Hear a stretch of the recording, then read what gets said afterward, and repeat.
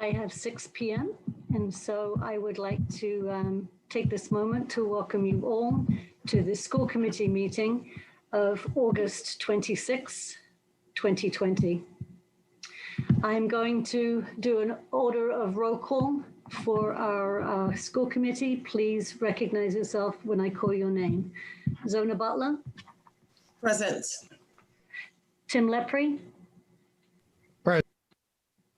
Steve Sudovic. Present. Thank you. Jen Illa. Present. Thank you, everybody. May I have a motion to accept the agenda as set? So moved. Thank you, Tim. May I have a second? Second. That was Steve, second. Tim made the motion. And may I have a vote, Zona? Yes. Aye. Thank you. Janilla? Aye. Thank you. Tim Lepre? Aye. Thank you. Steve Sudovic? Aye. Thank you. And Pauline Proch? Aye.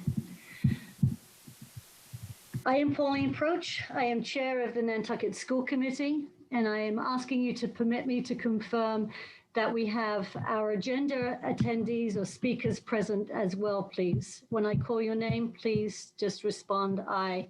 Dr. Beth Hallett, Superintendent. Aye. Thank you. Logan O'Connor, Clerk for the School Committee. Yes. Thank you. And Martin Engeloff, Director of Finances. Yes. Thank you. And Jen Erickson, who is working behind the scenes here, who is our Director of Technology. Aye. Thank you. Well, good evening. This open meeting of the Nantucket School Committee is being conducted remotely. It is consistent with Governor Baker's executive order that came out on March 12th of 2020. Due to the current state of the emergency in the Commonwealth due to the outbreak of the COVID-19 virus. In order to mitigate the transmission of the COVID-19 virus, we have been advised and directed by the Commonwealth to suspend public gatherings and such. The governor's order suspends the requirement of the open meeting law to have all meetings in a publicly accessible physical location. Further, all members of public bodies are allowed and encouraged to participate remotely. The order, which you can find posted with the agenda materials for this meeting, allows public bodies to meet entirely remotely, so long as reasonable public access is afforded so that the public can follow along with the deliberations of the meeting. Ensuring public access does not ensure public participation unless participation is required by law. This meeting will feature public comment, and that means a public comment not answering necessarily your questions. For this meeting, Nantucket School Committee is convening by video conference via Zoom, and it is posted in the town's website identifying how the public may join. And you may have already realized that we have a slightly different platform this evening. And so we have invited our public to actually attend via Zoom. So attendees who would wish to speak and have a comment at the public comment moment, they will be asked to raise their hand. There is, if you go over to your lower level, you'll see there is an option to raise your hand. Jen Erickson will be monitoring that, and we will call upon you when the time is appropriate. So please, if you are intending to come with a comment this evening, I'm asking you now to just become familiar with that. You will put your mouse along the bottom tool. You will see that there is a raise hand option, and I'm asking you to raise your hand, and we will be able to see that. In order, I will call on you, or Jen Erickson will. For the panelists, those of you who show up under the panelist attendees, so we won't have confusion, I will ask you all, so school committee members and our administration, if you have a comment or if you have a question, I'm asking you to please raise your hand clearly in the screen so I may see it. Otherwise, if we start looking at the raised hands, I fear that we might get a little confused. So I can see you all as long as your cameras and screens are on. So just please raise your hand and I will call upon you. Okay, I think that is all of the details that I need to cover for now. And so I will open this up to comments from the public, please. And I do see that we have some attendees here. If you do raise your hand, you will be unmuted. And I do ask you to please identify yourself and then make your comment. And just as a reminder, public comment at our meetings are up to 3 minutes. You don't have to use the full 3 minutes, but you certainly have that time. And then at that point, I will politely ask for the next person to make their comment. So I'm going to give it some time because I know we have folks here. And I'm not seeing any questions or raised hands, Jen, but I don't know if I see the same screen you're seeing. Do you see any raised hands at this moment? I see one. I do, Anthony Supa. Yes. Okay, could you please unmute him and he can ask his question. Hi, Anthony. I seem to have lost that.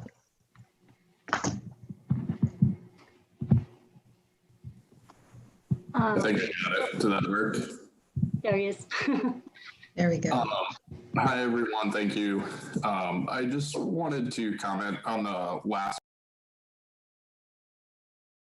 general frustration. I know that you all are doing the best that you can, but it was really disheartening to me, the fact that the letter from the teachers union and the letter from the school nurses was not read aloud at the meeting.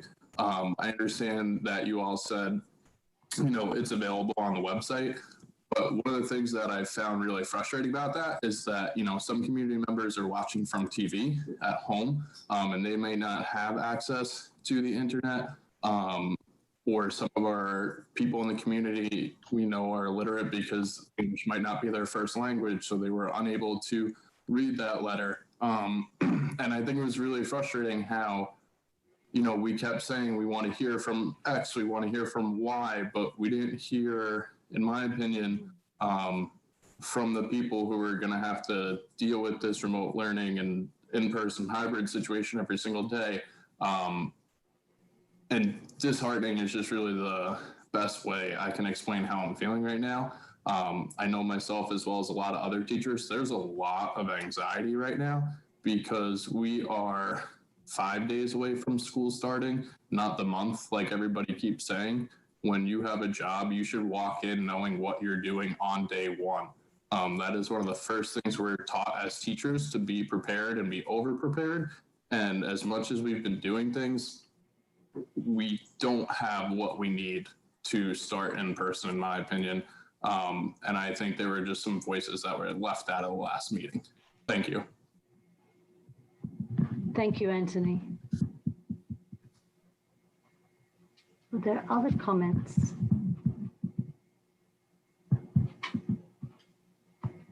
I'm just going to give it a few more.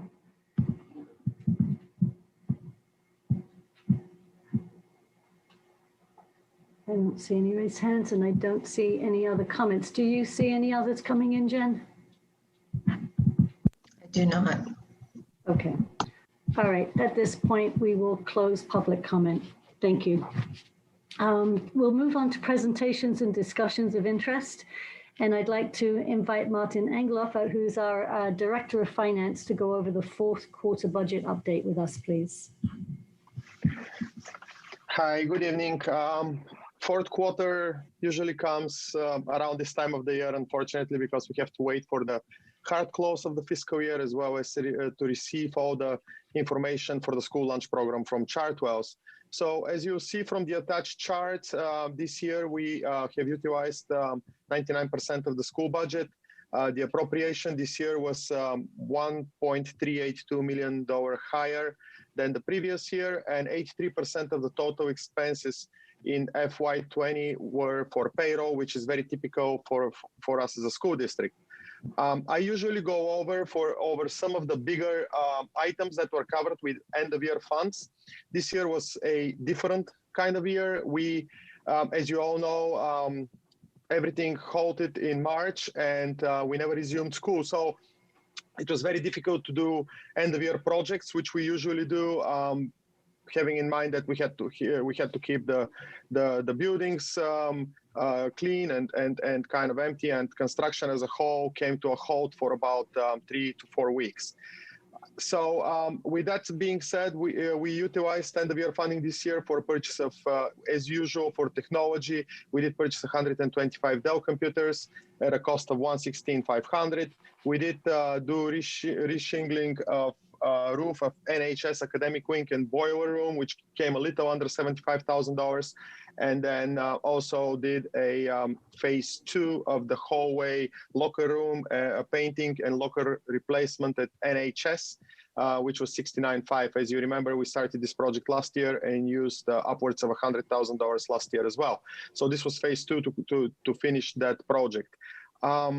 Other things, obviously, as you see in the second and third section of my presentation, were the deficits that were incurred by the community school and the school lunch program as a result of the closure, for the most part, especially the community school. The community school deficit was over $72,000 covered by the operating budget of the school, and then also a close to $78,000 deficit in the school lunch program, which we also have to cover by law. I can pause and get some questions if you have any questions about the school budget, or do I keep going and present the community school and the school lunch program and take questions at the end? Either way works for me. I think I'd rather just break it up, if that's okay with you, Martin, and ask at this point if school committee members have questions regarding the fourth quarter budget. Steve, thanks for raising your hand. Can you unmute? Thank you. You're welcome. Have we already paid that? I mean, we had the money to cover those deficits, did we, Martin? That is correct. Yes, we made these programs whole this year. This was something that that we had to do because, as I've said in previous meetings, our concern as administration, when we've talked with Superintendent Dr. Khaled, as well as everybody else on the team, was not FY20. Our concern was this upcoming year, so we had to do everything possible to make these programs whole for the 2020 year, in anticipation that this year will be challenging as well. Thank you. Tim, questions, comments? You have to unmute, Tim. I'm scratching my head. Okay. All right. Zona Butler. I'm good, Pauline. Thank you. Thank you. Jen Illa. No, I'm all set. Thank you very much, Martin. Yep. And again, your presentations are very concise and full of information. So thank you and very thorough. Thank you, Martin. Please go on to the food service update. Well, I'll do the community school next, and then the food service. The community school and the school budget, they go hand in hand. So the community school was extremely disappointing ending of the year, and I say this with the idea that the community school was trending so well. They've been going on the upwards for the past 2 years. The programs, everything was running great. They were trending to finish the year in a positive territory for a third consecutive year, thanks to the leadership of the director of the community school, Tracy Roberts, as well as all her personnel. And it was disappointing, as I keep repeating myself, that they had to finish with the way they did. It shows, if you look at the statements, it shows a little over $35 of a positive outcome for the year, but this was after a $72,000 worth of expenses were absorbed by the operating budget of the school. Revenues fell way short of what was anticipated. They were of last year. They were $121 $171,000, but in fact they were $171,000 for the program side, for the program actual revenues, because we got a $50,000 increase in the subsidy that comes from the town this year. Expenses show a decline of a little over $96,000, but this was again after the $72,000 that were removed. So in effect, the expenses fell by $24,000. I have to use this opportunity when I speak about the community school to thank the Nantucket community for all the support that they have shown, not just to the community school, but to Nantucket public schools as a whole. As you remember earlier in the summer, I presented the gifts that we get, that the presentation that we do yearly for FY20, and we did receive upwards of $247,000. Of those, 126,439 were given to the community school. And the two biggest donors obviously are Remain Nantucket with $54,000 for the GED and ESOL program, as well as a total of $62,500 from the Community Foundation for Nantucket. So I use this opportunity as always to thank them. Without them, some programs cannot be run sustainably, and they were extremely helpful, especially in light of this current challenging fiscal year. So again, I can open it up for questions, and then move on to food. Okay, let me just call on the members. Zona, questions or comments on community school?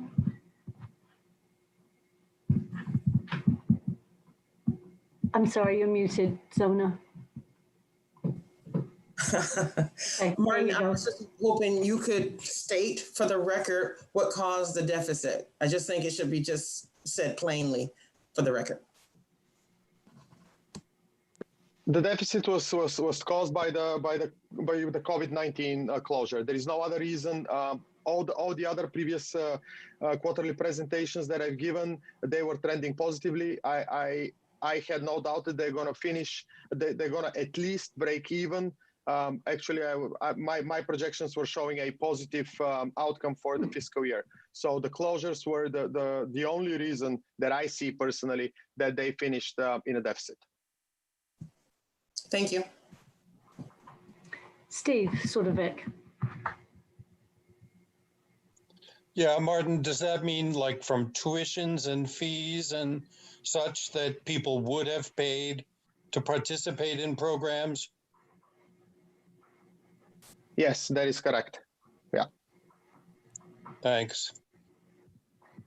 Tim Lepre. No questions. Thank you. Janella. No questions. Thank you. Thank you. I would just say, commend Tracy Roberts and her team for doing an outstanding job. I mean, I know that it is always a tough way to put a budget together when you only have a very small percentage of your annual budget that you can rely on, which is the town appropriation. Everything else comes in $20 checks and $40 checks and $100 checks. So it's very stressful. And I think Tracy's done an outstanding job. And in tandem with that, they put together camp with all the regulations, and we're seeing what we're going through with trying to put school together. Imagine doing this if you only had 2 weeks to pull it together and understand what your outlines and protocols needed to be. So kudos to you, Tracy, and your team, because you really did an excellent job and continue to. So thank you very much. Okay, Martin, please continue. Food service, the school lunch program finished with a deficit close to $78,000, as opposed to a little over $55,000 last year.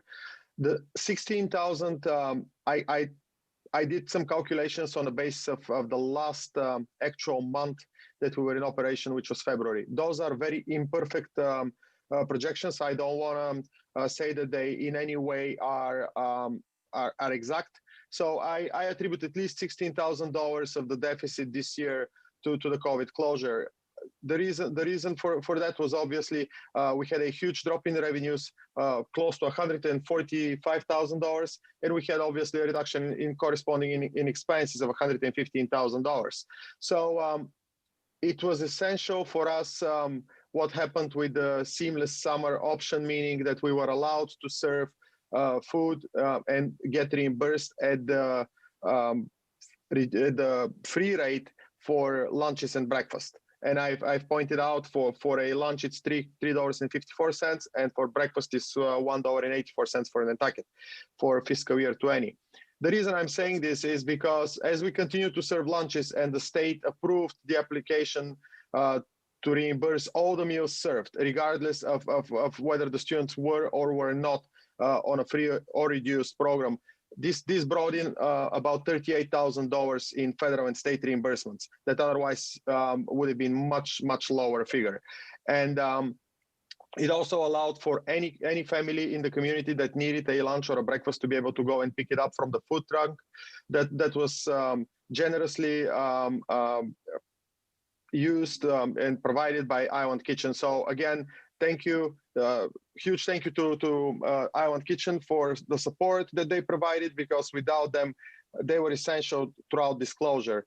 The free and reduced percentage for the year was 43% as opposed to 40%. We do hover around 40% now for the past 3 years. And as you know, if all our schools have a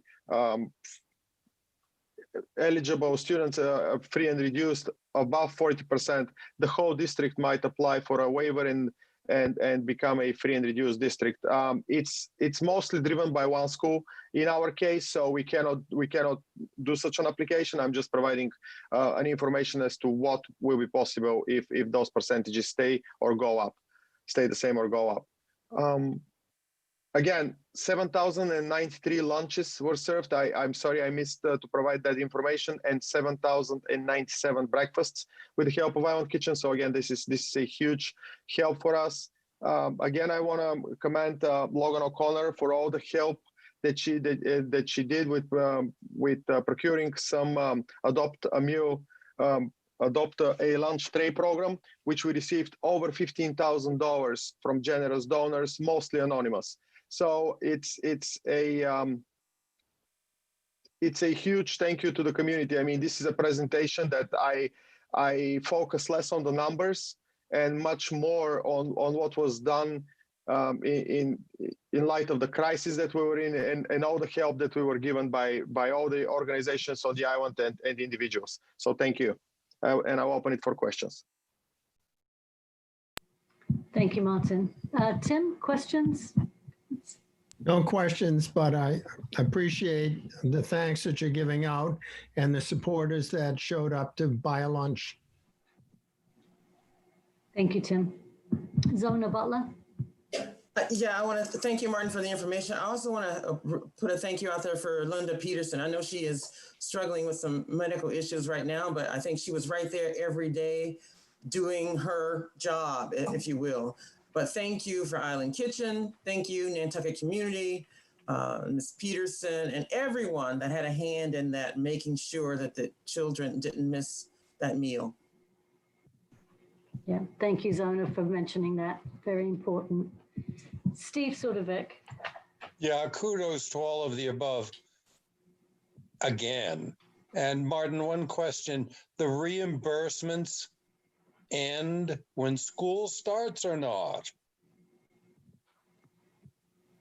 I mean, I think I understood you to say it was 100%. Anybody who came for a lunch or a breakfast got it for free. Does that end when school starts? So far, we have an extension of this program throughout September. There has been an application from Massachusetts, from the nutrition department at Massachusetts, to be granted an extension of this status throughout this school year, so until June 30th, 2021. And whether that gets approved or not, we're still waiting to see. If it does, all meals that will be served throughout the year, regardless of whether we are hybrid or remote, will be reimbursed at the free rate. And that's for 100% of our students, not just for the free and reduced kids, or what? Yes, that is correct. That would be for every meal served throughout the kitchen. That would be great, wouldn't it? Thank you. Thanks, Steve. Jen, Ella? Thank you. Thank you for your presentation. I do have a question. I don't know if Martin can help answer this, but once we do start our hybrid model, cohorts B and C, are they still eligible to come in to receive lunch, breakfast and or lunch, if it's a day that they're not attending school? I can take that question. Yes, absolutely. We will be making shortly arrangements. Again, we are waiting. We have approached Taiwan Kitchen to see if we can lease the food truck throughout the year to begin the year and see where we go from there. But yes, for the remote days, it is in our plan to provide food for all the students that will not be in person that day. Thank you very much. It would be interesting, and I don't know, it's probably too late to capture the information, but it would be interesting to know how many students biked to the food truck or walked to the food truck this summer or were driven to the food truck. Just because I'm just realizing that it's going to be very different during the school year than it probably was. Although we were in the school year, I guess, weren't we, for a good number of months? Anyway, I would be curious to know how many students arrived without a parent or a guardian. So if it's something that you think you can get hold of, if you could email the committee, that would be great. And if it's something that you can't capture, I completely understand. I can definitely reach out to Linda Peterson, and I echo Zona's comments about Linda. Linda's been amazing, not just throughout the last year that we are reporting on. She should have been on holiday throughout this summer, which she has not used at all. Linda has been more in her office in the summer than I think she is throughout the school year, for obvious reasons, because she attends to a lot of kitchen needs, but also because she's just so diligent and trying her very best to reopen with any kind of model that we have and provide all the information needed. We did have a food service subcommittee, which I was the facilitator for. She showed up to every meeting. She has been extremely diligent and provided numerous information on the turn. She's done an amazing job. I never skip on commending her, so I'm very thankful to Zona that she reminded me that this time I did miss, and I apologize for that. She's an amazing employee and extremely dedicated, and her dedication goes well beyond just the time that she gets paid for, salary, or anything like that. She's just so committed to Nantucket Public Schools and the kids, and she's done a phenomenal job. But I will reach out to answer your question, Pauline. I will reach out to her and check, because she was there every single day, and she would have that information. I'm sure, maybe not the exact numbers, but at least give us some idea about it. Thank you very much, Martin. Thank you. Okay, moving on the agenda, next up is school committee progress on goals. And to the school committee, we have revised goals that were revised in November of 2019. And I sent the list out to the school committee to be reminded of the goals that we had agreed on, and where we have been putting on the agenda certain areas where the goals match the agenda items to help us keep up to date. This is something that I think kind of went by the wayside, and I think it was because we got involved in all of the COVID needs and other things sort of seemed to take priority. But I did ask Steve if he would go through the sheet that we have and to start looking at areas that we maybe have focused on well, or areas that we haven't. So because we have been reading so much information, of course, all of you have been putting the information out to us, I would ask that we don't enter into a real detailed conversation tonight, but I would ask Steve if he would work with me to come out with a format that's clear for us to look at, where we can see the goals on our document, and where we have exceeded the goal, or if we still feel that the areas that we have not sufficiently focused on before school begins again. Well, I guess before school really gets into September, October. So Steve, could I ask you for your help with that, please? Yeah, absolutely. And I have created the basic document. I went back over all of our agendas using both Logan's emails and what was posted on the website. And I don't mean to be critical. I think the concept is great, but the follow through got a little bit confusing. Some of the entries didn't seem to match up with the goals and the sections of the goals, goal 3, section Roman numeral 3, etc. And I think that's the kind of thing that Pauline, you and I are going to have to look at to make sure they're matching up properly before we submit the rest of you to the process of reviewing it. I do think it would be helpful, though, tonight, if anybody had any outstanding areas when you looked at these goals, outstanding areas that you felt we had met or exceeded, or areas that we need to make improvements, because there were, for example, and negative example, unfortunately, there were not very many entries for goals 3 and 4. There were quite a few for goals 1 and 2, but only 1 or 2 for goals 3 and 4. So if there's anything you have at the top of your head or the tip of your tongue that we could look at when we go back into this, I'd appreciate that. Yep, I agree. That would be helpful. I think I should have said at the beginning that, just to remind the committee, this is a living document. So it is something that is evolving, and I would like us just to be able to revisit this, maybe October for the committee, just so that we can see where we are. But as Steve said, if there are any, if there's anything that sort of struck you on that spreadsheet, to let us know. But we will be working on this over the next several weeks. So it's very similar to like our district improvement plan, and so it is evolving as we go through the school year.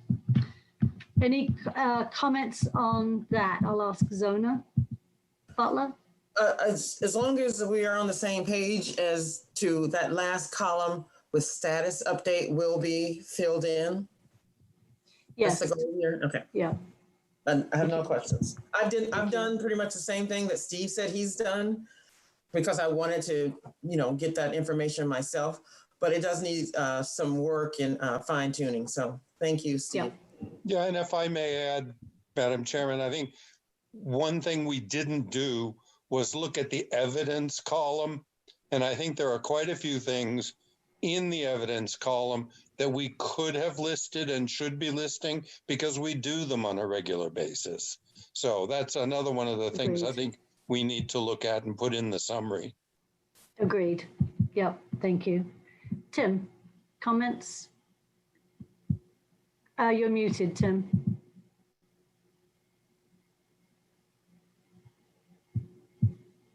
I don't know if I can unmute. I can't unmute. I think that am I muted now?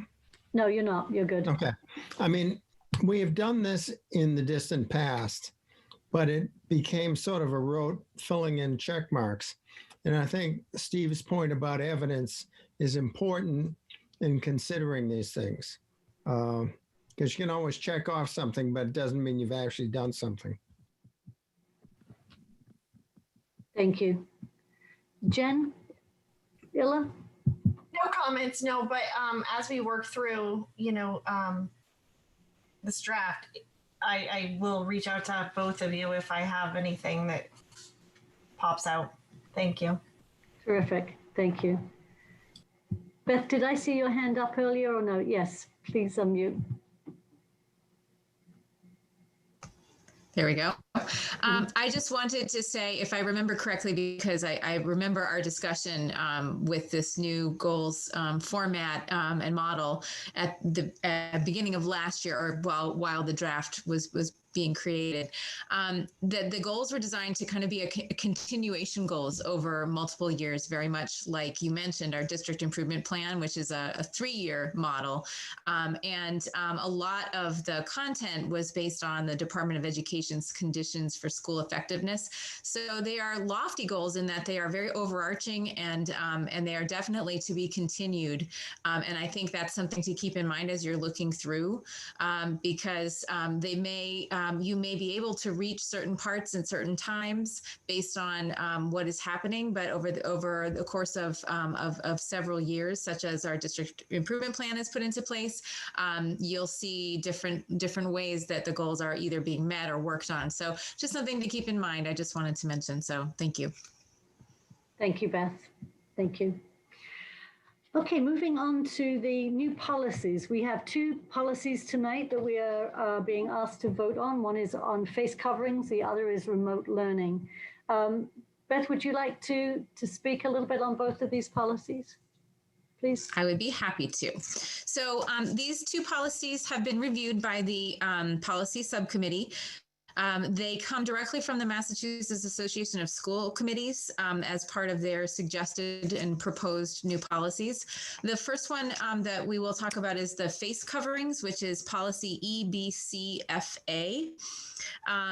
This is a policy that requires face coverings in school buildings at all times, based on so basically this outlines the expectations that staff and students be wearing face coverings at all time. There is a section about exemptions, and there are some pieces about the importance of making sure that we have mask breaks, and that obviously there are moments when masks will not be used based on the need to eat, drink, physical education. There is one small thing that is different in this policy that you will see in our school handbooks, and that is actually, my mistake. There are actually 2 pieces that are slightly different. One is that in this current policy, it says that exempted from this policy are students in grade 1 and below. With the most current research, we are strongly recommending that all students in our buildings wear masks as they can, kindergarten, first grade as well, because we feel that this is really important. We know we've had success with our youngest students. A good example is the Nantucket Community School camp. It was, they were very successful. I know that it's important that we also ask our youngest students, if they can, to be wearing masks as well. So that will be part of our handbooks. And the other piece is that new research has shown that neck gaiters are not as effective in stopping the spread of coronavirus. They're 20% less effective than face masks. So again, in our handbooks, we plan to require that face coverings be face masks, cloth face masks, or disposable face masks. So, those are 2 pieces that will be slightly different from this current policy that you will see in the handbooks, and we hope that you would support that as you see our handbook come out. That was a recommendation also, again, from our Department of Public Health with regard to gaiters. The other policy is remote learning, and this is clearly this is something that is. We have put it into place, and it kind of outlined how and reasons why remote learning would need to happen. Basically, the policy allows the superintendent, with approval from the school committee, to shift to remote learning in case of a district-specific emergency, and this can be a weather emergency, a disease emergency, destruction or damage to schools, rendering buildings inaccessible, and it outlines a lot of of requirements, the expectations put into place with students and staff, appropriate services that need to be that still need to be provided, and ultimately a remote learning plan that the superintendent and district leadership would put into place. So the good news I feel is that this is something that we already are working on, because we know that there may be a chance at some point in our lives that we will need to shift to remote learning. And so I feel confident that this is a policy that we are already doing, and that certainly we can easily adopt. So.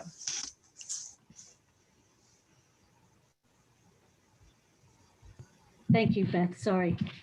Steve, is that a waiver or waiver? No, that's a request.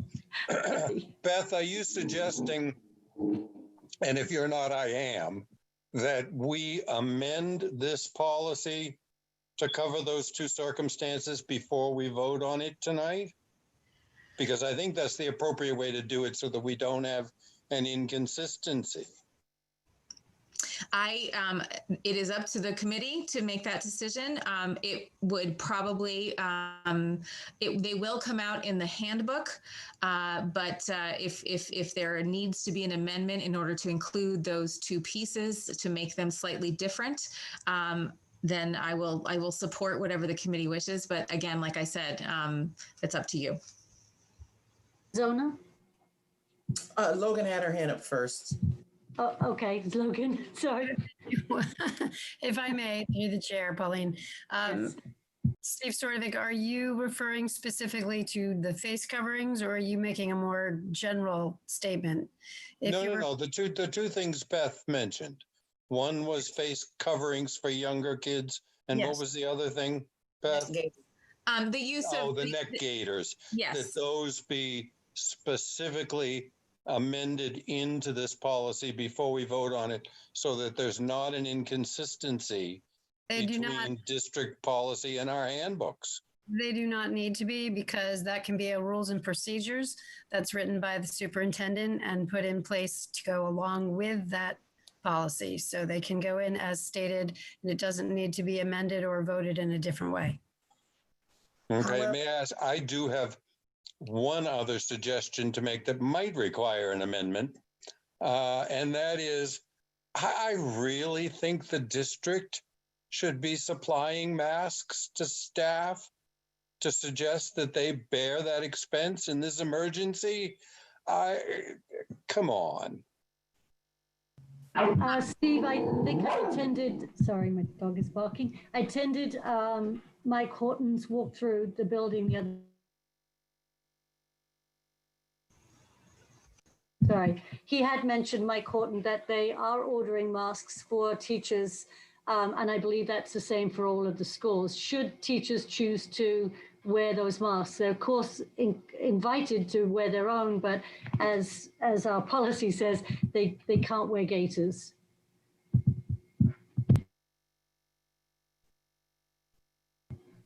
Is that accurate? Okay. Okay. Zona, did you have any other comments? So I wanted to say, as part of the committee, and Jen, it'd have to be both of us agree on that. I think that the face covering one should not be approved. We typically, Nantucket, typically try to have our policies agree with the handbook. And when they don't, when it comes to the state and it really doesn't, we go off the rails and have our policy agree with what we're doing in the handbook. So for that reason, I would like that policy tabled until we make that amendment and then come back for its approval. That for the gator and the grade 1 and under situation. That's my feeling. Jen would have to say how she feels about that. Yep. But that's what I would like to see happen. The other thing is, while I have the floor, is that the two policies, and this is me, I'm always the secretary type. The footer on both policies should be exactly the same, proposed and adopted type thing. Right now they have two different footers. If you could fix that, it would be great. Sorry, I didn't catch it before now.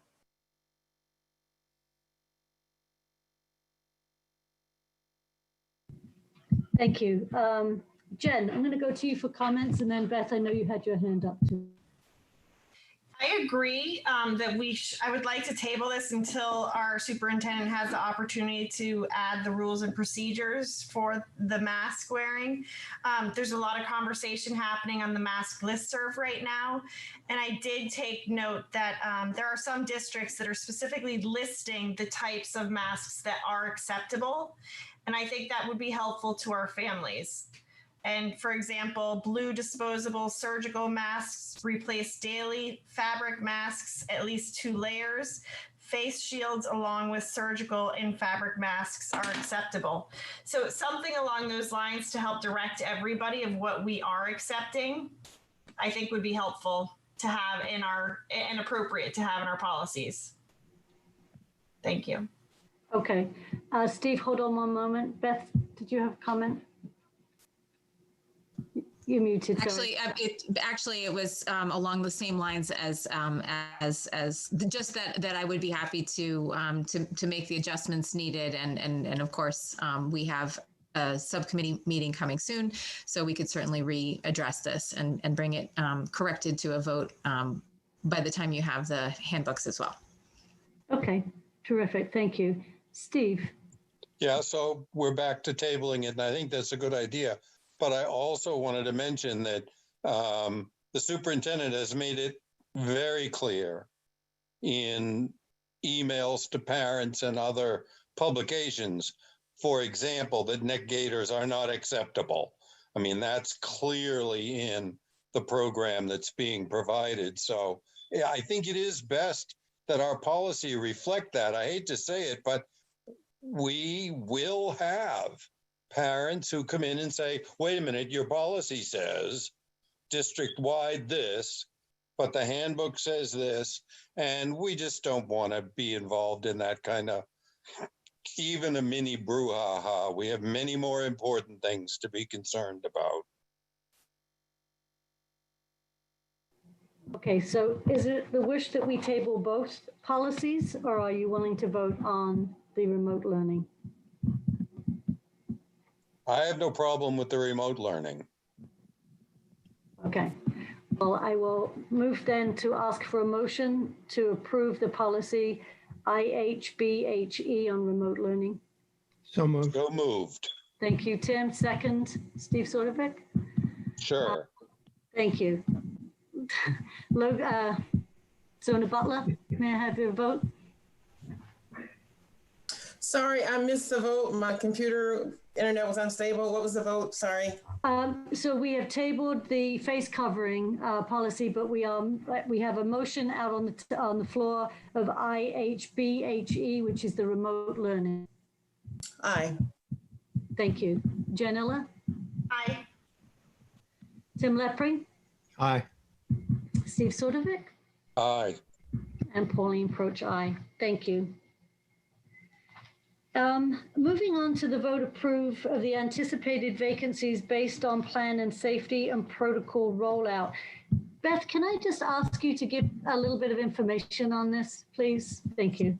Sure, I'd be happy to. So we do have a few anticipated vacancies that are related to COVID-19, one of which is a COVID-19 point person who would be a full-time person, and this is someone who we would like to have be the district person who would be working with nurses and with all of the principals and the superintendent clearly in regard to any sort of COVID-19 related information that's happening within the community, anything related to PPE equipment needs for work with the Department of Public Health, the Board of Health, any sort of updates that come from the governor or the commissioner. Certainly someone who is going to work with Nantucket Cottage Hospital if there is a need to reach out that way. Working with Daily Screener, this person would also be checking in with the Daily Screener for staff, and we are also preparing for students as well. So a lot of communication, a lot of work with regard to making sure that, again, we are absolutely following all of the protocols that are necessary, and all the guidelines are being followed. Obviously, this will evolve based on need and on current information. So, but it is important that we fill this position.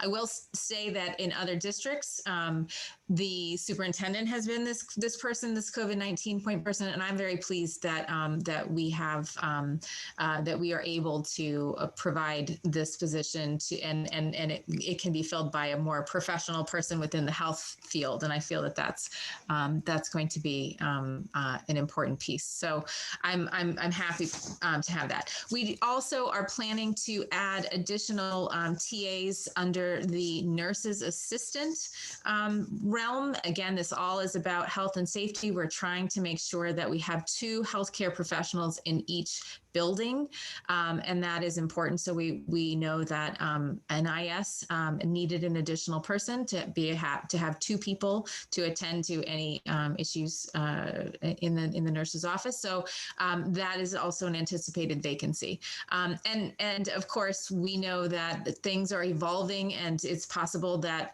with the shifts that we are seeing daily, we may need to add an additional teaching assistant if that were necessary to assist again with students. But that's pretty much what the anticipated vacancies are. It has been very fluid. We have seen a lot of shifts in the last few weeks, even days, and certainly we would like to be on top of that. So that's what I have about that. Thank you very much, Beth. May I have a motion, please, to approve the COVID liaison healthcare position? So moved. May I have a question? Can we just get to the motion, then we'll have the question, if that's okay? I can I have a guess. second? Second. Thank you, Jen. Steve, question. Yeah, I just wondered, I thought, it's my understanding that the point person is one of our current nurses. Does this request cover adding another nurse so that CPS NHS has 2 nurses, 1 for each school? We will be hiring a long-term substitute nurse. So yes, we will have 2 nurses at CPS NHS. Yes. Yep. Just for clarification, appreciate it. Thank you. Any other comments as we have the motion on the table? We have it. No, thank you. All right, then I will ask for your votes. Janella? Aye. Thank you. Zona Butler? Aye. Thank you. Tim Lepre? Aye. Steve Sotovic? Aye. Thank you. And Pauline, aye. So that's great. Thank you. May I have a motion, please, for the teaching assistant and healthcare assistants? Oh, so moved. I thought that was included in the package, but so moved. 2 separate. Thank you. And may I have a second? Jen, thank you. Second. Tim, may I have your vote? Aye. Thank you. Janella? Aye. Zona Butler? Aye. Thank you. Steve Sotovic? Aye. Thank you. And Pauline Proch? Aye. Thank you, everybody. I'd like a motion to approve the minutes of July 24th, So moved. as amended. Thank you, Steve. May I have a Second. second, Zona? And Tim, may I have your vote? Aye. Thank you. Janella? Aye. Zona Butler? Aye. Thank you. Steve Sotovic? Aye. And Pauline Proch, aye. Thank you. May I have a motion to accept the minutes of August 4th? So moved. Zona Thank you. Butler, second. Zona Butler, second. Thank you. Tim, may I have your vote? Aye. Thank you. Janella? Aye. Zona Butler? Aye. Steve Sotovic? Aye. And Pauline Proch, aye. Thank you. May I have a motion to accept the minutes of August 13th? So moved. Zona Butler, second. So Steve Sotovic was, and then Zona second. Tim, may I have your vote, please? Aye. Thank you. Janella? Aye. Thank you. Steve Sotovic? Aye. Zona Butler? Aye. Did that right? Thank you. Pauline Proch, aye. I think I got you all, did I? I think I did, yes. May I have a motion, please, for the transfers and invoices? So moved. Butler. Zona Butler moved, thank you. And Second. Steve Sotovic. Tim Lepre, may I have your vote? Aye. Thank you. Jen Iller. Aye. Thank you. Zona Butler. Aye. Thank you. Steve Sotovic. Aye. Thank you. Pauline Proch, aye. Whew. Okay. All right, we're on to superintendent's report. So Beth, would you like to go over your safety details and protocols for the reopening? I would be happy to. Thank you. So we have been working pretty much nonstop since the previous school committee meeting in getting our district safety protocols to you and out to the public for review. On Tuesday last week, a draft version was shared with you, as well as all of MPS staff, parents and families, NT leadership, and the greater community, with the opportunity really for anyone to ask questions, to share any concerns, make suggestions. And certainly we took that information and incorporated it into into the next draft and the multiple drafts of this district safety protocol document that you have. The district's health and safety task force committee, which includes all of our school nurses, several teachers, one of our union co-presidents, and an administrator as well, they really were the ones who completed the bulk of the work together. They poured over the multitude of safety guidelines from the CDC and the Department of Education on school reopening. It was really a monumental task, and I have to just commend them on the work that they've done. Roberto Santamaria, the director of Department of Public Health, has also been part of this. He had reviewed and commented on the document, and certainly met with this committee to ask and to answer any questions that they had as they were compiling the information.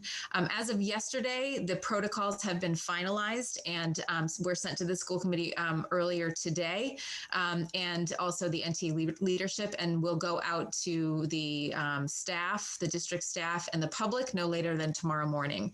I want to be sure that, again, this committee has done an outstanding job. They deserve really accolades for the work that they have done, because it has been a monumental effort to pull together and to create protocols that are aligned and are appropriate and can be adhered to. A special thank you to Jen Saradellis, the high school assistant principal, because she facilitated this group and worked tirelessly to help them and to work with them to reach the finish line. We have also had other things happening as well as part of our safety protocols. We had a district safety and security team meeting, which if Diane O'Neill doesn't mind me putting her on the spot, she is the facilitator of that meeting. And if there are a couple of points that she might want to share, I might ask her to jump in if she's able. Sure. We met last Friday. I thought it was well attended considering the time of year. We discussed a lot of topics. We discussed things like the locking and the unlocking door schedules that will take place when school begins, and which ones in which doors and different schools. We discussed the exterior doors of the schools and how they cannot be propped open for any reason. It's a security issue.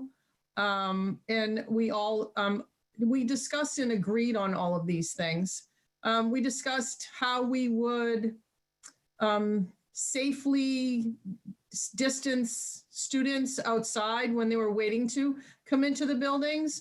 We're having, believe it or not, Whaler W's made up, and they are sufficient to stick on pavement, as well as we can use them inside of the schools. Mr. Horton had a great suggestion for some of them. Maybe place some of them outside of the restroom so kids can safely distance while they're waiting to use the restroom.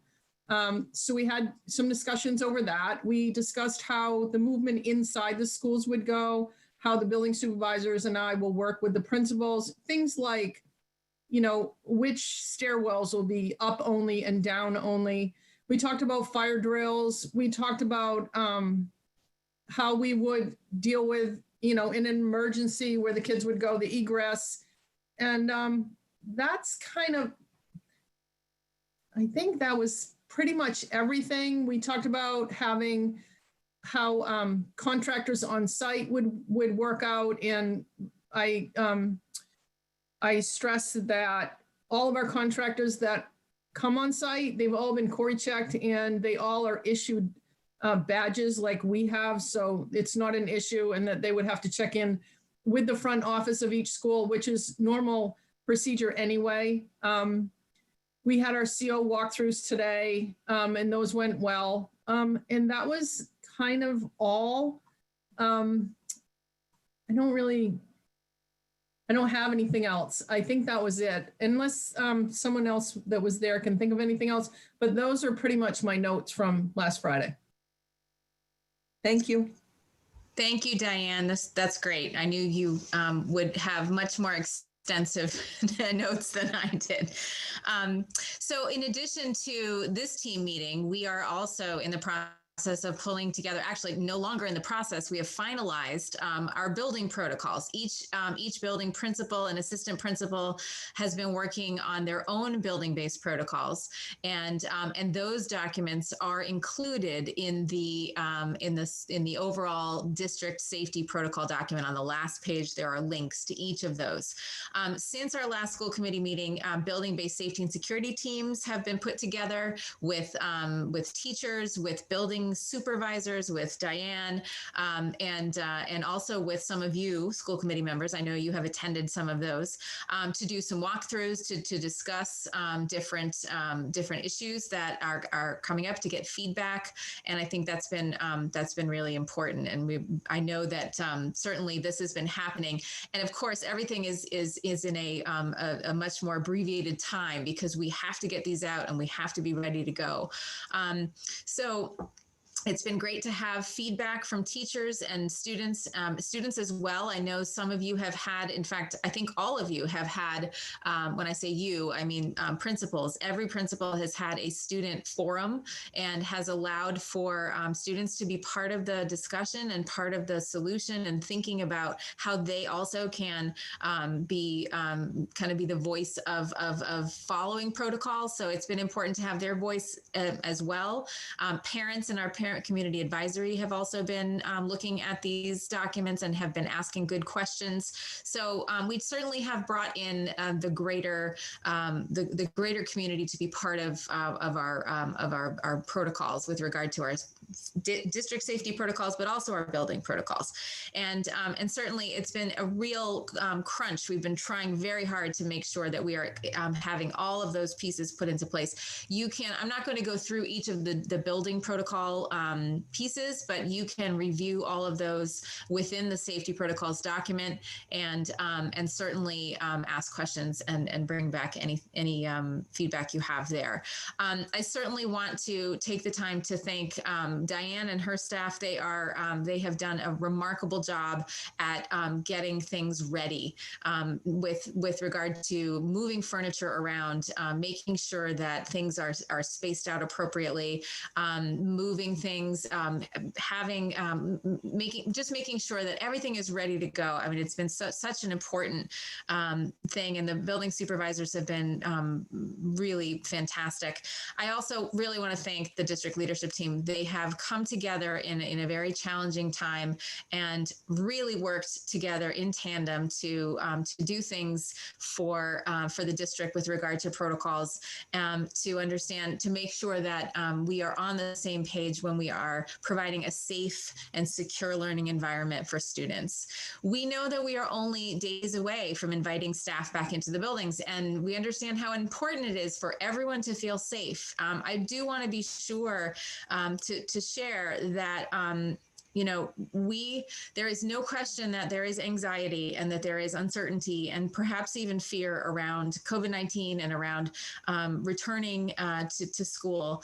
But if the health trends in the community weren't as positive as they are, and I will address that in a moment, having just heard some news about from the hospital that we do not have any cases related to the high school party that went on, or the party that went on, and so that is, I think that's great that we got that news.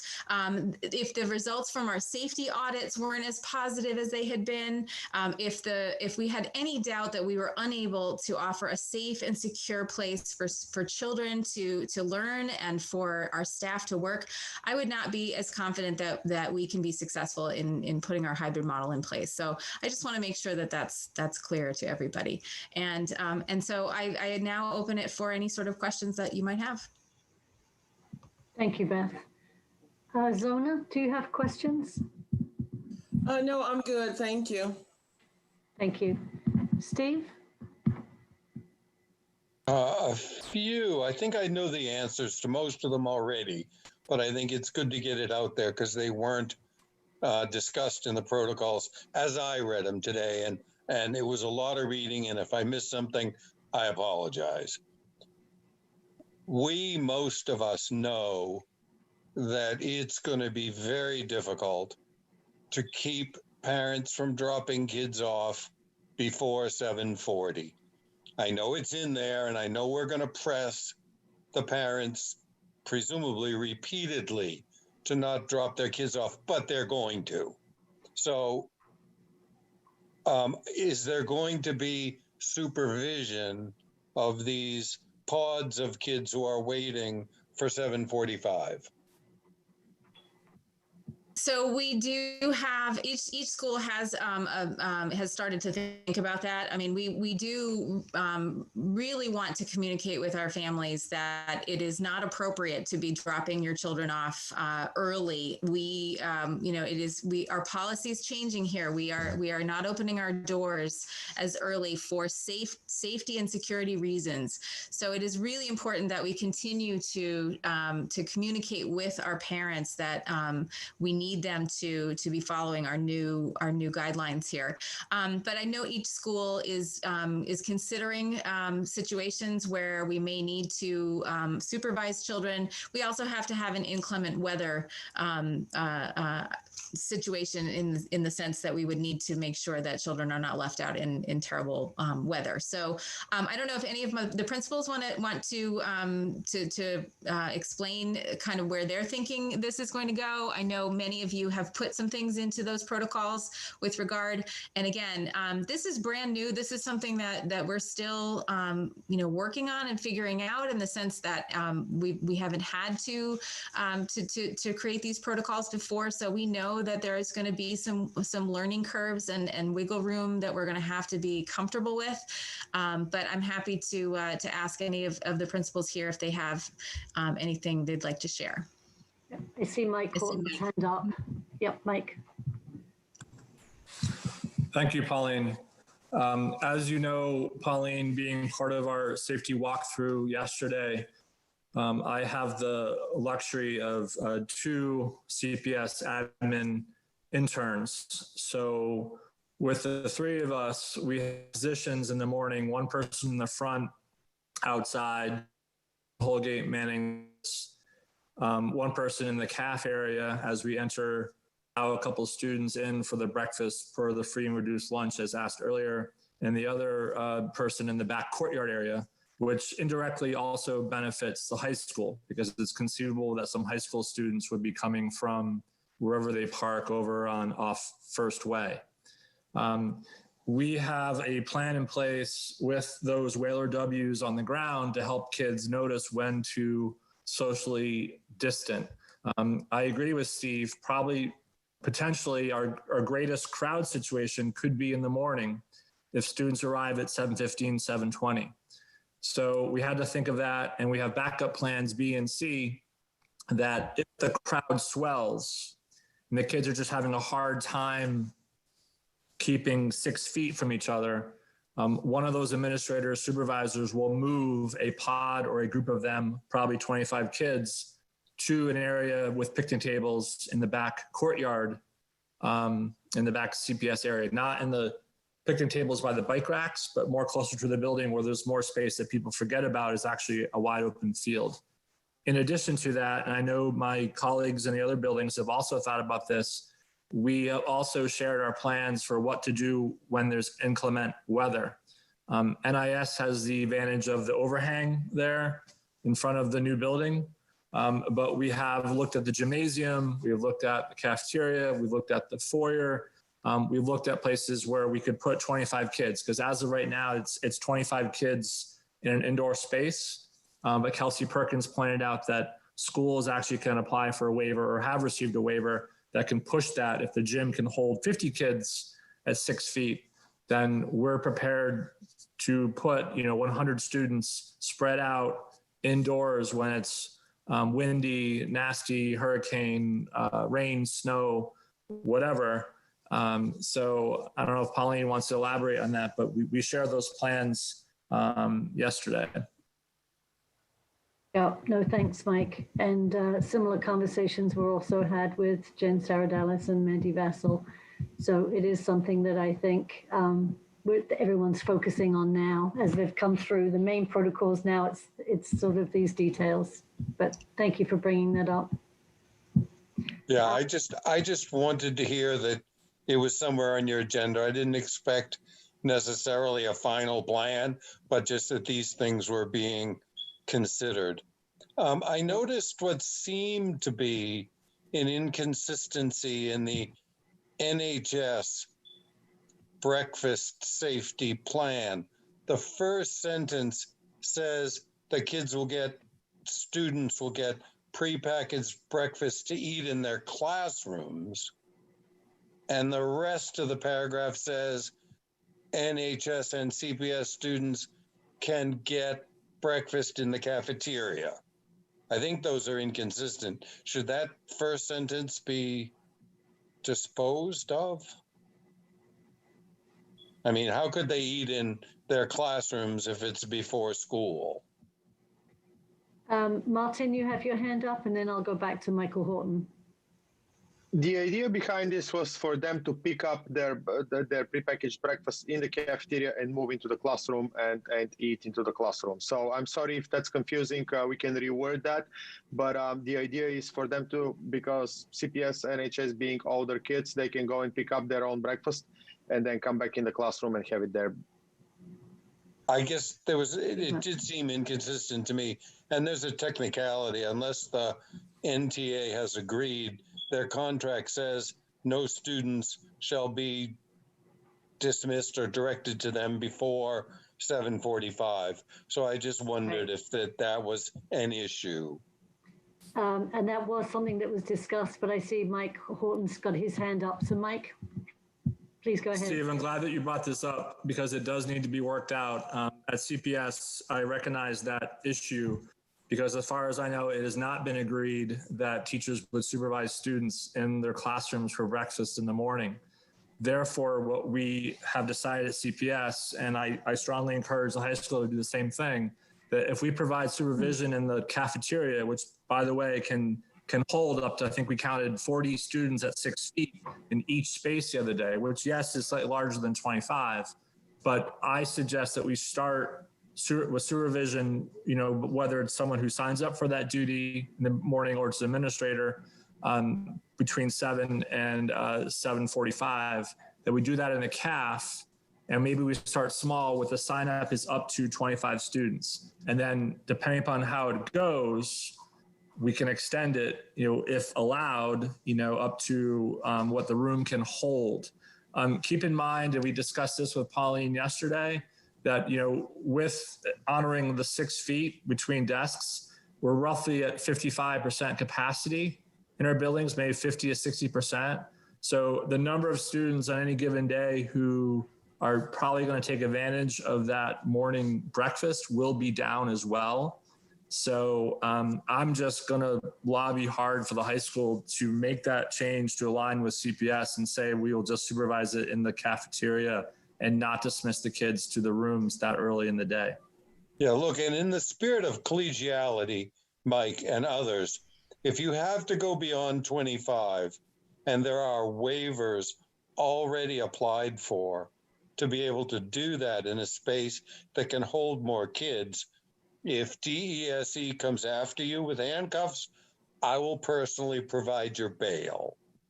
So Thank you. Steve, can I just have call on Jen Saradellis, because I think she wants to respond to the same question. Of course. Okay, thank you. I just wanted to make note that that is the high school's plan as outlined in our NHS safety protocols document, that our students will pick up their prepackaged breakfast in the cafeteria where they will stay and eat until it is time to go to their first block class. So we are aligned with the middle school. So it just has to be Thank you, changed Jen. in the wording and it'll be fine Okay. then. Okay. Thank you. Tim, questions? Comments? No questions. Thank you. Janilla? Not at this time, thank you. Thank you. Zona Butler? No questions. Thank you. All right, Beth, if you'd like to continue on, thank you. Oh, if I may, I wasn't done. I wanted to give you a Oh. chance, Pauline, because I cut Thank you you. off last week. Thank you, Steve. No, I don't have any questions, but what else do you have? Is this still Well- on safety details? Yeah, I noticed that there has apparently been a change in the HVAC protocols. Originally, the government and everybody else was saying we could open windows. And now they're all saying we can't, but we can use box fans, but we can't have them by the door. And doesn't that create the possibility, and Diane may have an answer for this, but doesn't that create the possibility, especially at lunchtime, that we would be blowing hypothetical viruses from one kid to another if it can't be at the door or out the windows? I see Diane's hand up, so may I call on you, Diane? Sure. I have not read anything that said that we couldn't open windows. As a matter of fact, the HVAC reports that we received today and we sent to the union stated that if you're in a classroom with windows, please open them. We've also provided box fans for every single, small box fans, for every single classroom in the district. They should be in the window pointing out. So the theory is, and it's all outlined in those reports, that if you have windows, you should open them, and that the box fans will blow the air out. They should never be pointed in. I think that the language that you probably picked up somewhere that said that you couldn't put them in the doorway, Steve, is that came from the fire chief when we did a walkthrough with him. He said we could prop the inside doors open just to get some air circulation, but that we couldn't block the doorway. It's an egress issue. So it's not it didn't really have anything to do with the fan. I think that he probably just said you can't put a fan in front or a chair in front or something like that. You can't block a doorway. You can prop it open, but in a fire drill, he was very specific. In a fire drill or an emergency, the teacher, when they leave the room, the door has to be closed. The door has to be closed. The block has to be removed. And that, I think that must have been where that came from. Beth, maybe you could help me on this because I remember. And I just ask that y'all look at it again. At the end of the latest overall plan that Beth sent us was the list of safety protocols for each building. And the last item in each of those was HVAC. And they all said, don't open your windows. So okay, if then that is your incorrect. process is what tomorrow. you want to do, that's fine with me. It just needs to say that in the documents. Okay, I will look at that tomorrow. Thank you for pointing that out. That is incorrect. We are supposed to be able to open our windows. And we have provided air purifiers for inside classrooms without windows to make just as another safety precaution. Yep. And my last question, believe it or not, is what's the protocol? There are a number of categories for, I'm going to have fun saying this, unabled masketeers, kids who can't wear their masks but there isn't a follow-up on whether they get isolated in some way or have to be farther away than other kids. What's the protocol for those who are appropriately, by doctor's note or whatever, unmasked? So, if I may, through the chair, I know that each building is working with our new special services director, Deb Gately, to identify some of those folks as well as others who may need those accommodations. I hope that we are looking at a very small number, but we would probably provide additional PPE. This is I think exactly what we will do. Provide additional PPE, whether it's goggles, face masks, a face shield, gowns, to any of the teachers who would be working with these students. It is a challenge, but we will make the accommodations that we need to make sure that these students have the appropriate educational opportunities that everybody does. So. That's great. Thank you. Thank you. I don't see any other hands raised from any of the schools, so I'll ask you to move on, please. Beth.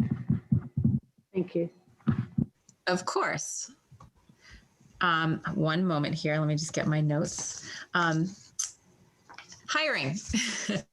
I am very happy to announce that we are almost fully hired at each building. We have, first of all, we'll be welcoming 20 new educators and some TAs as well. I believe there are 4 that will be joining us, perhaps even more, at our new staff orientation, which will be this Friday. So we're excited to have these folks come to our district. We're thrilled that they are going to be part of our team. Each building has done a remarkable job at adjusting and making movement based on COVID related issues that we've needed to fill, positions we've needed to create and fill.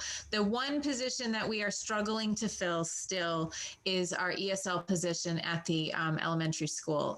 It has been challenging finding people who are qualified and who are appropriate for the position. So it is still open, and we are still entertaining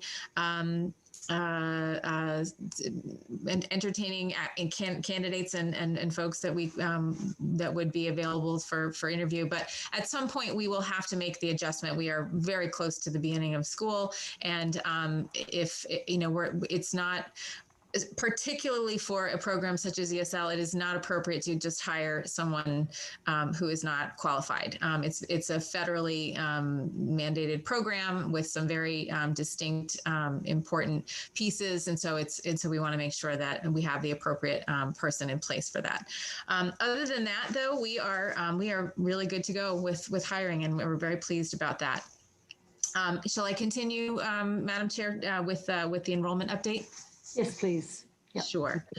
So currently to date, we have approximately 235 new registrations. Half of these are kindergarten, as to be expected, and also half of our pre-K, and that's pretty much what we were expecting to happen.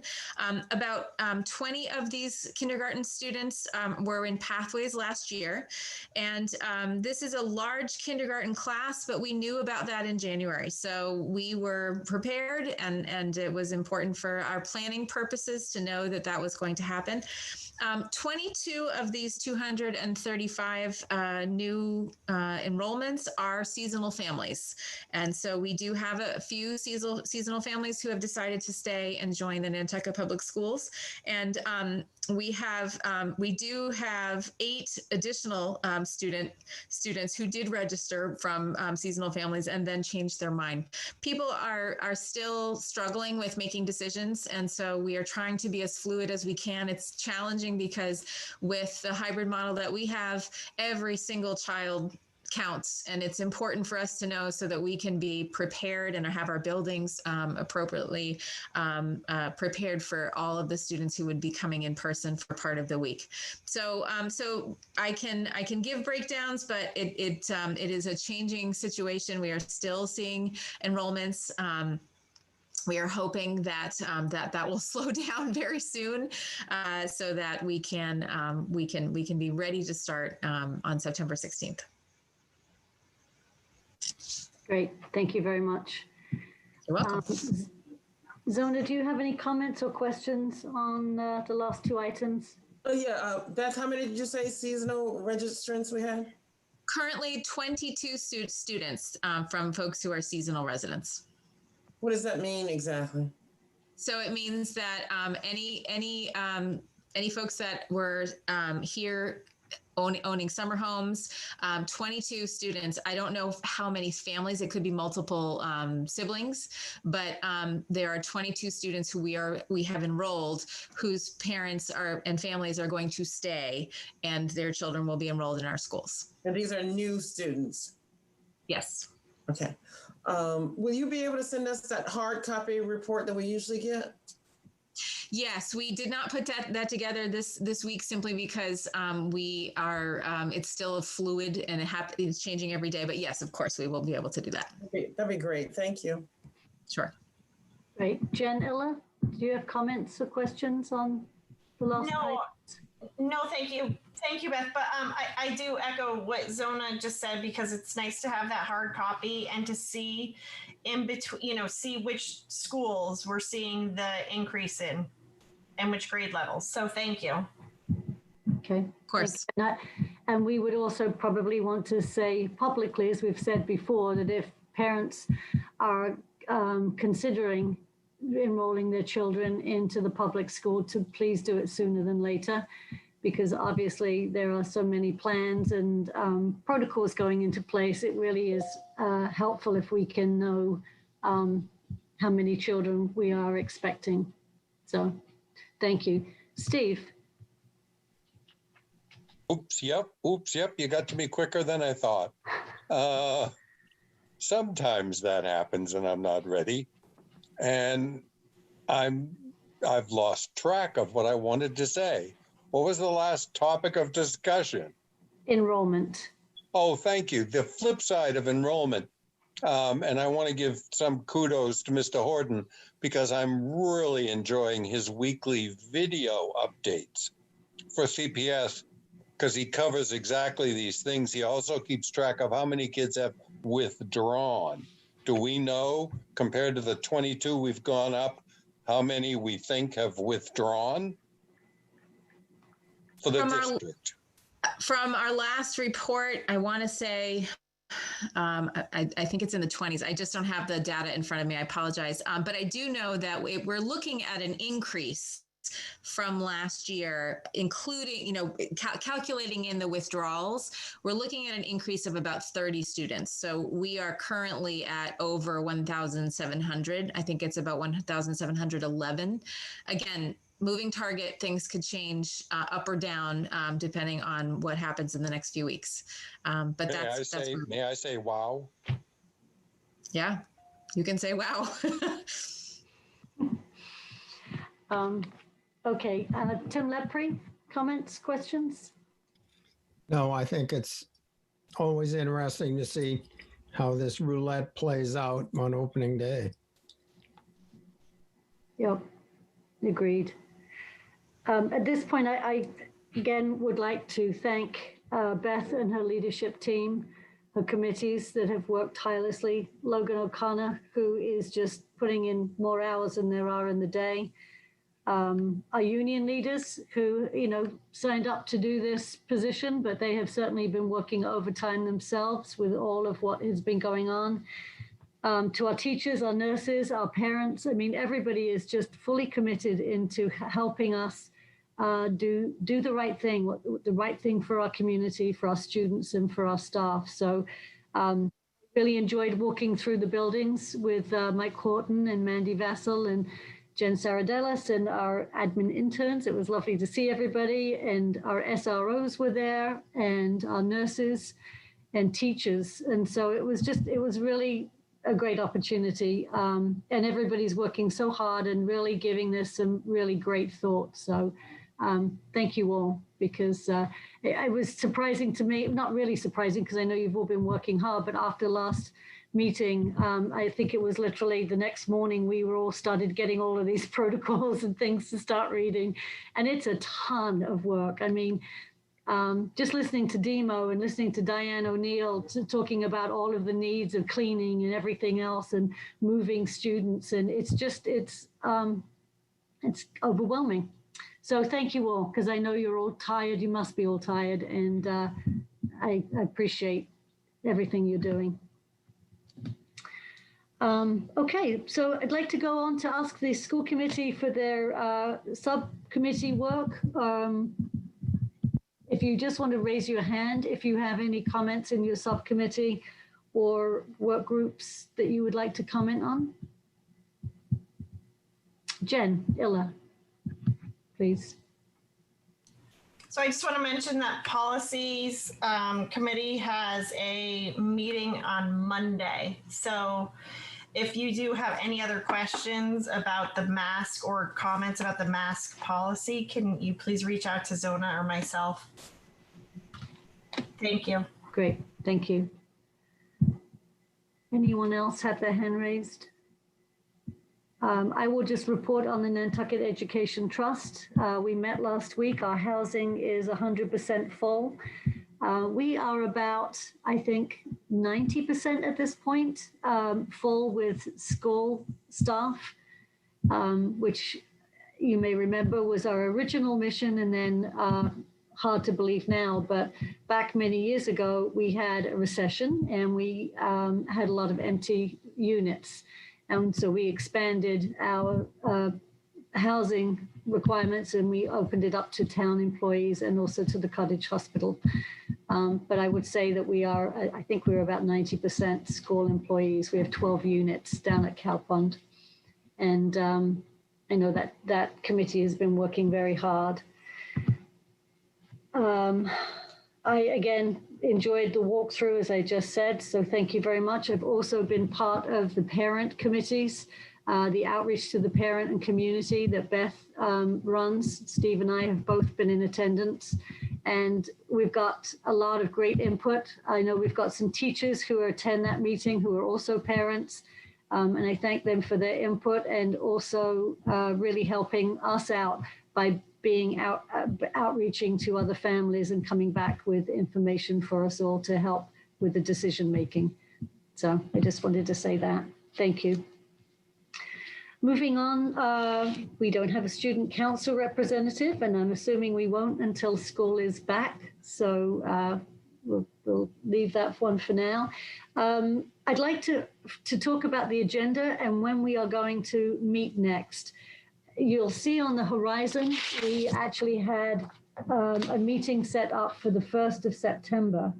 And I'm going to ask the committee to please consider pushing that date back. And I think you can understand that there is so much information that is coming out, not only from our principals, but from our superintendent and from our administrative offices, that I would like to see if we could actually, I had asked Logan earlier if she would look at dates that were available through the town for us to meet. And the dates that she came back with were September 4th and September 5th. September 4th and September 10th after 5 o'clock. And we have to keep in mind, we have to be in line with the town's schedule and when Channel 18 is available. So it isn't as easy as just us coming up with a date that works for us. But I would like to push it back, and I would like to hear from you if September 4th and or September 10th works for your schedule, and then we can discuss what we would put on the agenda. Steve. Yeah, I would like both.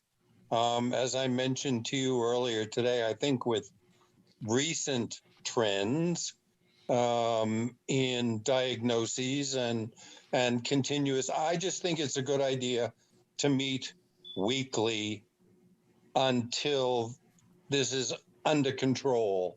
And so if the 4th or 5th, either one obviously is fine with me, but I think obviously then on the next week as well. Thank you. Okay, thank you. I'm actually looking, and I'm sorry, the 4th is a Friday. I misspoke when I said the 5th. That's not an option. It's September 4th and September 10th. Zona, I saw you had your hand up. I'd like to suggest we have a workshop before our next meeting. Okay. And would you like to share what you would like on that Agenda? Yeah. Okay, I'd like for us to discuss the protocols, the HVAC, those are the two things I like to have on the agenda for now. I could probably come up with one more topic that we need to have a meaty discussion about. Okay. Janilla. Thank you, Zona. Janilla.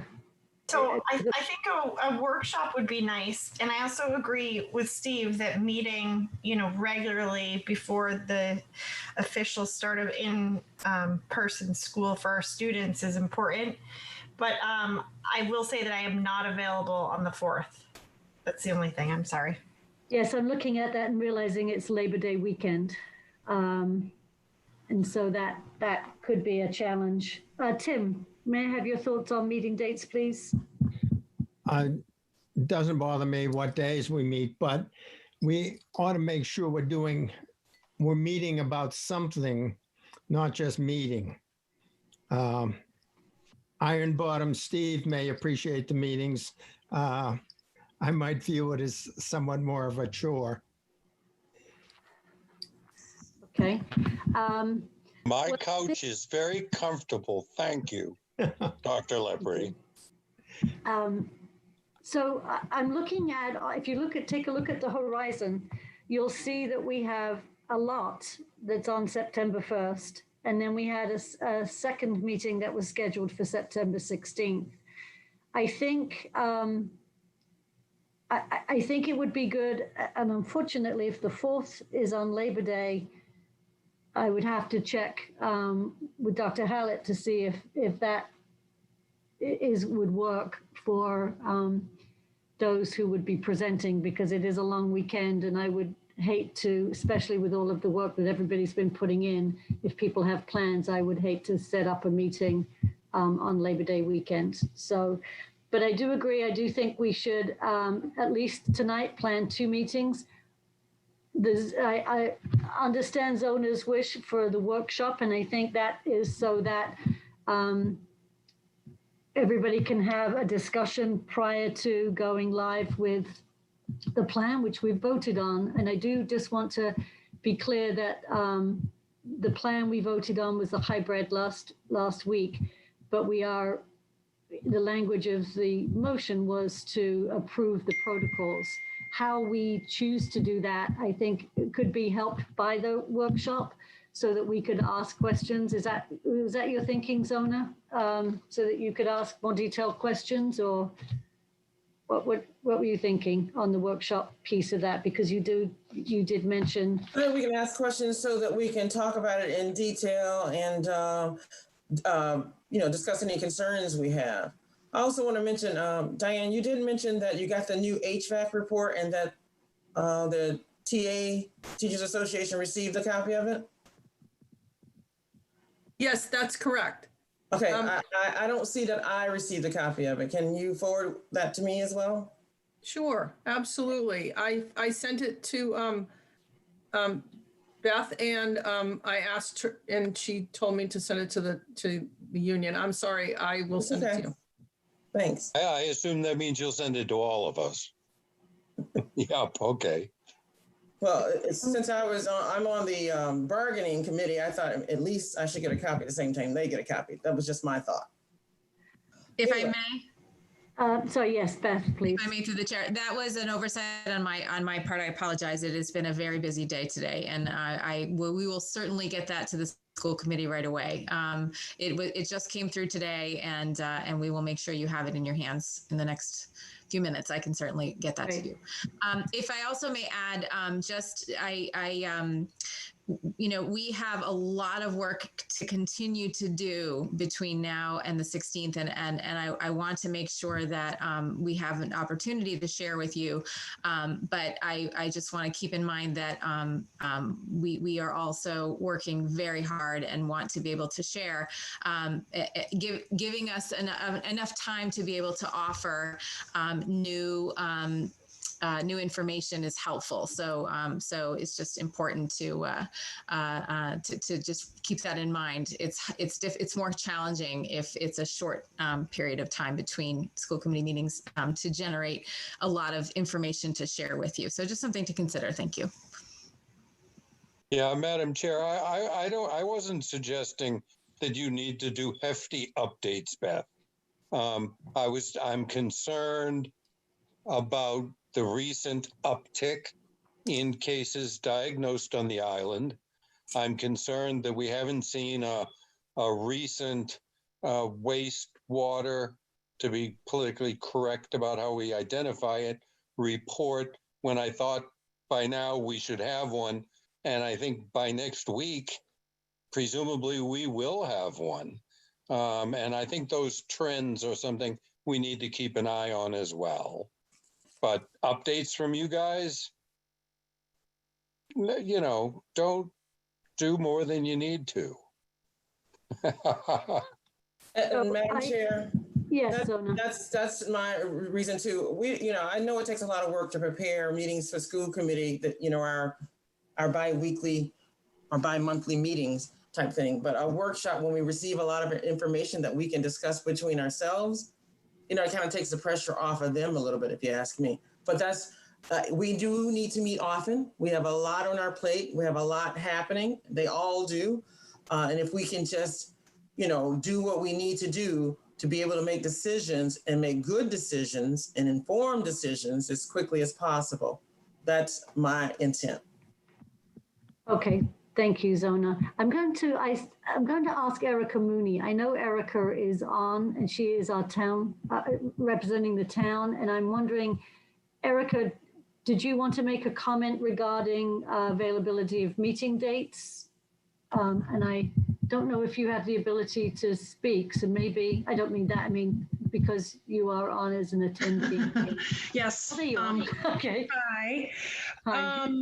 Hi. I have my schedule at home with me, thankfully. So I just wanted to, if you wanted to schedule something tonight, it'd be easier for me to just jump on and do that.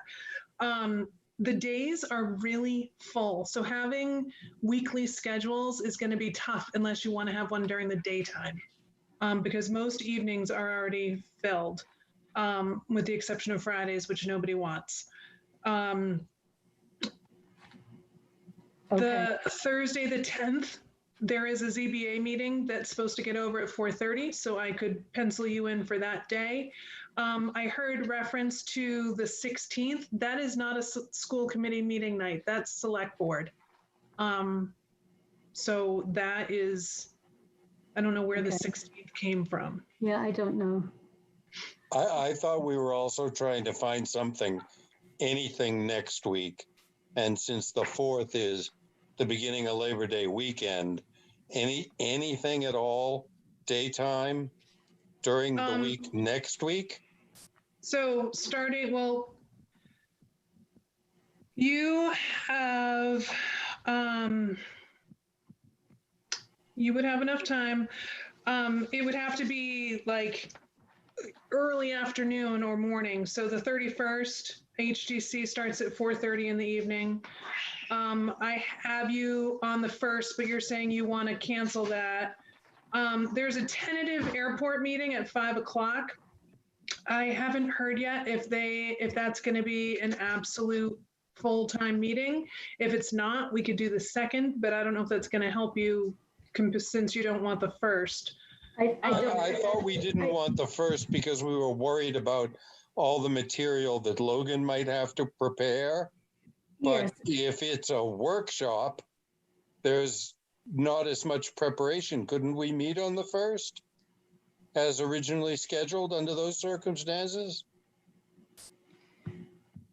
We could do a workshop on the 1st. without requiring any documents or anything to be sent out or for discussion. I mean, I think I would suggest if we did the workshop, we work with the information that we've already been given. I think we need time to read through the protocols. We need to read through the plans. If we are going to have further questions on HVAC and protocols, as Zona had said, I would suggest beforehand to put your questions ahead of time to Beth so she can send them out to the appropriate staff. And if that would make the committee comfortable, then I would say that maybe the first could work as a workshop. But I would turn to Beth Hallett and Logan to see if there are any thoughts on having the workshop on the 1st of September. Just that what I had mentioned prior, there's just a lot going on, and it is quite difficult to I mean, it's just challenging. This is the 31st is our opening day. So we have a lot happening very quickly. And I want to make sure that I can support the principals and make sure that they are comfortable and ready and things are moving along. So it is quite close to this, and certainly to be able to generate documents and answers to some of the documents that you have with all of the additional pieces we have, including negotiations, which is going to take up quite a while, quite some time, I believe. We want to make sure that we can be thoughtful and appropriate in what we can do to answer questions for you. And I believe that if there were a workshop planned, posting would have to happen as early as tomorrow, and I don't think that's a possibility at the moment for us. Okay, so I'm going to suggest we move off of the 1st. Erica, I missed the date that you were speaking about when you said the Airport Commission had but we might be able to fit So in. that's Wednesday, September 2nd. But again, I have to hear back from them to see if they need a full meeting. If they don't, then the day is free. Okay, I think that probably doesn't help either. It's probably the same situation. Yes. Madam Chair, I don't understand what the posting problem is. I thought it was 48 workday hours before a meeting takes place. So that could be posted on Thursday. Isn't today still Tuesday? I admit I don't keep track as well as I should. Today's Wednesday. Today's Wednesday. So it would just have to be posted tomorrow as a workshop to discuss the two items that Zona mentioned. And Beth, again, I wouldn't expect a whole lot more documentation from you for that meeting. It's a discussion. Right. I think what I just heard, though, Steve, is that because opening day for everybody is the 31st, that is very tight to expect everyone to sort of go through that first day and then have a school committee meeting. So I think if we can push it back to, and I'd ask Erica what might be available, recognizing the 7th is Labor Day. Do you have anything that week that would open up, whether it's during the day or not? Before she responds, Madam Chair, now Yes, we're talking about a workshop, not a school committee meeting. You would have to follow the exact same posting rules. It wouldn't matter if you are doing. It doesn't matter that we've already got the date and we just change it from what kind of meeting it is. I'm just asking. The meeting is the meeting. Right. Whether you're holding a workshop or a regular meeting, it doesn't matter. So isn't it already scheduled? For the 1st. Yeah, but not necessarily posted. That's what we're talking about. Okay, I'm going to stop the chitter chatter back, please. What Sorry. I'm saying is, no, that's fine. I just want to take control for a minute. What I'm hearing is that the 1st does not work for a school committee meeting or a workshop. I am being asked not to plan that in that time because it's too close to the opening of school and with the teachers coming back. And I think their focus needs to be, and I think we would agree, we'd want their focus on getting everybody on board and ready for accepting the students. Logan, I'm going to turn to you for a moment for a comment, please. It is whether it's a workshop or not, Erica is correct in saying that it is a meeting with following meeting protocols. And it is not as simple as just sending in something quickly that says it's a workshop. It takes a lot of prep time, there's documentation, there's setting up with NCTV. It takes time to do it. It's not a quick thing. And there is so much going on with everything for the start of school, the first day for staff. It is a lot of work. It's not going to be able to be posted tomorrow with any accuracy. Thank you for that.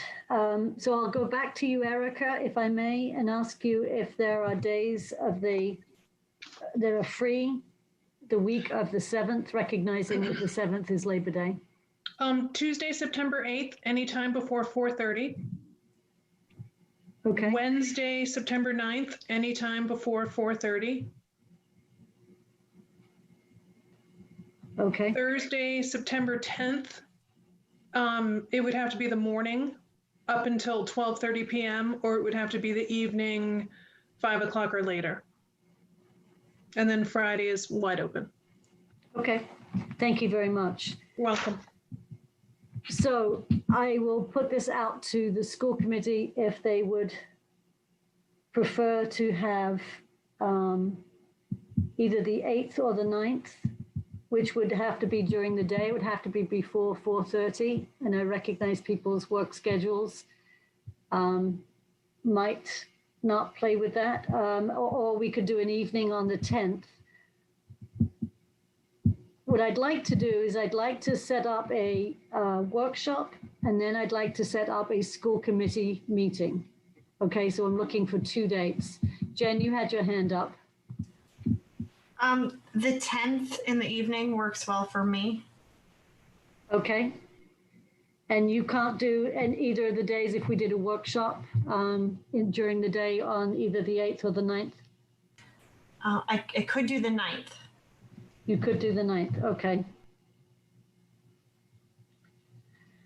Okay, Tim, how about you? Honestly, daytime meetings, I can't really do. Okay. Could you do the 10th in the evening? Sure. After 5? Yeah, okay. Zona? You're muted, Zona. Not to be the dead horse, but in the past, our workshops have not been televised and no one's been there but us. So I'm confused as to what. So with the remote meeting, it is an open meeting. And so we would have to still set it up with Channel 18 in the town. It would still work pretty much like. So it now has to be televised. Yes. Is that what you're telling me? Yes, because a workshop would be an open meeting where people. Yeah, if It's there always are been an three open of us. It's always been an open meeting, but it wasn't televised before. That's all.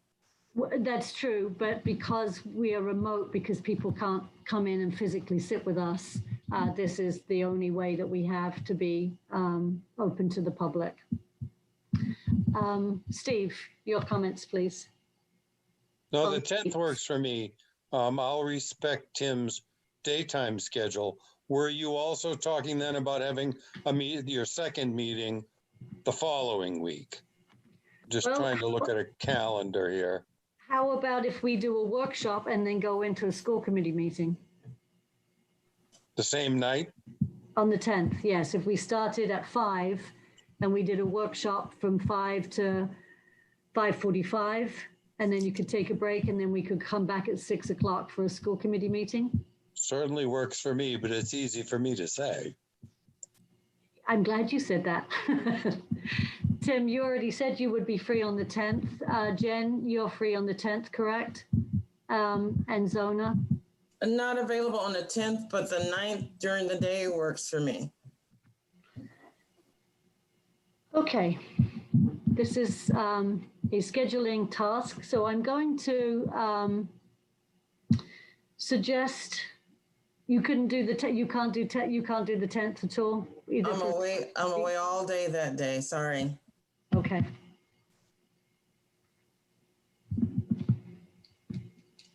Does Friday the 11th work for anybody? Yes, Jen. Just make a suggestion that you get the available dates from the town and send them out to us, and we can respond to you via email when we're available.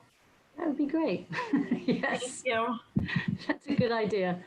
Okay, so we are putting out there, and Erica, I will ask Logan to be in contact with you if you could give us our options, and then we will be looking to set up a workshop and then an additional school committee meeting. And we should talk about what we would want on the agenda for the school committee meeting. We have here, we would have the superintendent's entry plan. And I know, Beth, would you like to talk about the guests that you would like to have attend one of our meetings? Thank you. Yes, my coach, my superintendent coach with the new superintendent induction program regularly steps in for just a few minutes at a school committee meeting to introduce himself and to share a little bit about the program. And he would like to be part of the meeting that where I present the plan. So September 10th would be that, if that's the date or whatever date it is that the next school committee would be, I'll present the plan. And if that's possible, with the school committee's approval, we'd like to have Matt King come.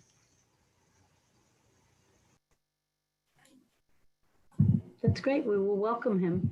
Thank you. Okay, so we will let you know once we have arranged the dates, as I think Jen's got the right suggestion. We'll go through this and we'll send it out to everybody. And it may be that not everyone can attend both meetings, but we will do our very best to make it work. I do want to kind of stay away from daytime meetings because, our superintendent and our admin are all going to be busy during the day. So I think as much as we can work with you all, that's what we need to do. So thank you, everybody. Any other comments, questions, needs before we adjourn? I'm seeing nothing. So thank you very much. I will ask for a motion to adjourn. So moved. Second. Steve Sotovic made motion, Jen Illa second. May I have Zona Butlers? Aye. Please. Thank you. Tim Lepre? Aye. Thank you. Steve Sotovic? Aye. Jen Illa? Aye. And Pauline Proch? Aye. Thank you very much, everybody, and have a great night. Bye-bye. Thank you.